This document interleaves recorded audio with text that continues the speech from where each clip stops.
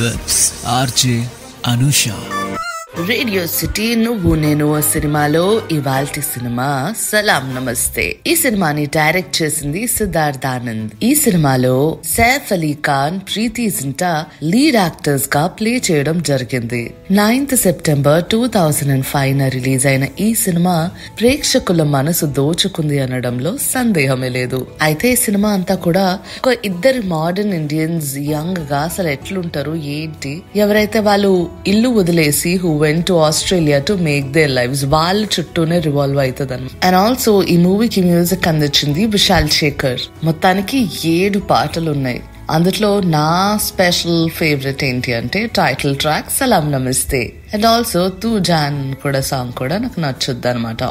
Literally చెప్పాలంటే అన్ని songs చాలా అద్భుతంగా ఉంటాయి. మరి సినిమా విషయానికి వస్తే నిఖిల్ అరోరా ముద్దుగా నిక్ అండ్ అంబర్ మల్హోత్రా ముందుగా అంబీ, వాళ్ళిద్దరు కూడా ఇద్దరు progressive Indians who left India to live in Melbourne అన్నమాట, ఆస్ట్రేలియాలో.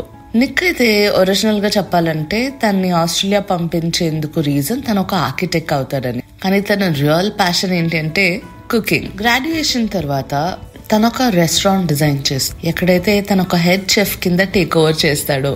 అండ్ అంబర్ విషయానికి వస్తే వాళ్ళ ఇల్లు బెంగళూరు లో ఉంటూ తన ఒక డజన్ పెళ్లి ప్రపోజల్ అయితే రిజెక్ట్ చేసింది. అండ్ తను ఆస్ట్రేలియా ఒక 1 year ఫారెన్ ఎక్స్చేంజ్ ప్రోగ్రామ్ కని వస్తుంది. And then she decides to stay there and become a surgeon. ఇదంతా విన్నాక వాళ్ళ పేరెంట్స్ లిటరలీ ఆమెని డిసోన్ చేసేసారు. మరి తన ఎడ్యుకేషన్ ని కంప్లీట్ చేసి ఆ ఫీజ్ అని పే చేయడానికి she works as an RJ at local radio station Salaam నమస్తే.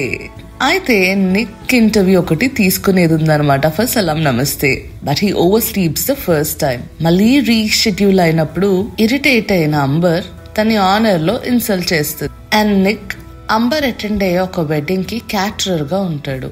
హిస్ బెస్ట్ ఫ్రెండ్ రాజన్ ముద్దుగా రాన్. తను అంబర్ వాళ్ళ బెస్ట్ ఫ్రెండ్ క్యాథీతో ప్రేమలో పడి పెళ్లి చేసుకుంటాడు. నిక్ అంబర్ తో ఒక కనెక్షన్ ఫీల్ అవుతాడు, although they have no idea who the other really is. Ron and Cathy చక్కగా పెళ్లి చేసేసుకుంటారు. అండ్ నిక్ అండ్ అంబర్ వాళ్ళ నిజమైన ఐడెంటిటీస్ ని డిస్కవర్ చేస్తారు. Nick gives the interview on Salaam Namaste where he states that he loves Amber. Instant గా వాళ్ళిద్దరూ ప్రేమలో పడిపోతారు అండ్ కలిసి ఉందామని డిసైడ్ అవుతారు. తర్వాత అంబర్ కి తెలుస్తుంది దట్ షీ వాస్ ప్రెగ్నెంట్. ఏదైతే ఏమైంది, ప్రెగ్నెన్సీ తీయించేస్తే సరికదా అని ఇద్దరు ఏదో మాట్లాడేసుకుని వెళ్తారు. కానీ Amber couldn't go through it.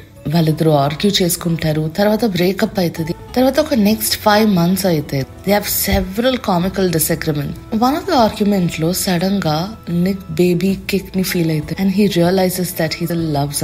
ఏదో చిన్న కాంప్లికేషన్స్ ఉన్నాయని బ్లడ్ టెస్ట్ అయితే చేయించుకుంది. అండ్ అంబర్ కి బ్లడ్ టెస్ట్ చేయించినప్పుడు నిక్ డిస్కవర్స్ దట్ ఆమె కడుపులో ఉన్నది ట్విన్స్ అని.